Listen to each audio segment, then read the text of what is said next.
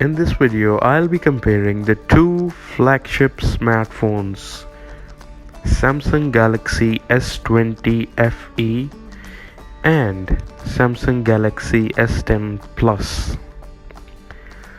The 6.5-inch Samsung Galaxy S20 FE that was released on September 23, 2020 against the Samsung Galaxy S10 Plus, which was released 20 months before, and it's a very good phone also.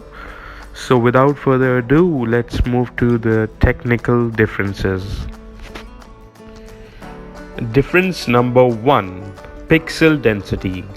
Samsung Galaxy S10 Plus has 526 ppi, whereas Samsung Galaxy S20 FE has 405 ppi. Now, I will explain you what is ppi. ppi means pixels per inch. Pixel density is a measurement of a screen resolution, expressed as ppi on the screen. The higher pixel density translates into more clarity and sharpness for the images rendered on the screen, thus improving the quality of the viewing experience. Difference number 2: screen resolution. Samsung Galaxy S10 Plus has 1440 by 3040 pixels, whereas Samsung Galaxy S20 FE has 1080 by 2400 pixels. Resolution is an essential indicator of a screen's image quality, representing the maximum amount of pixels that can be shown on the screen. Difference number 3: camera.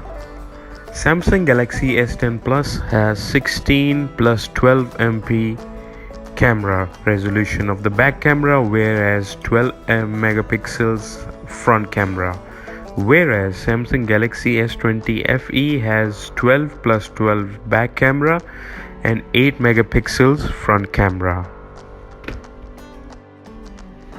Difference number 4: the download speed. Samsung Galaxy S10 Plus has 2000 mbits per second, whereas Samsung Galaxy S20 FE has 1000 mbits per second. That means Samsung Galaxy S10 Plus is faster when it comes to download speed.